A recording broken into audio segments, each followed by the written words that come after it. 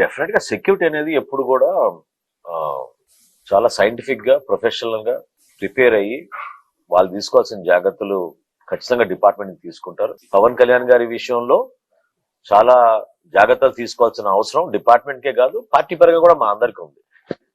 నిన్ననే మేము రివ్యూ చేసుకున్నప్పుడు చక్కటి ప్రశ్న అడిగారు మీరు. ఆ, పార్టీ పరంగా కూడా మేము దాదాపు 50 నుంచి 75 సీసీ కెమెరాలు కూడా మేము ఏర్పాటు చేస్తున్నాం.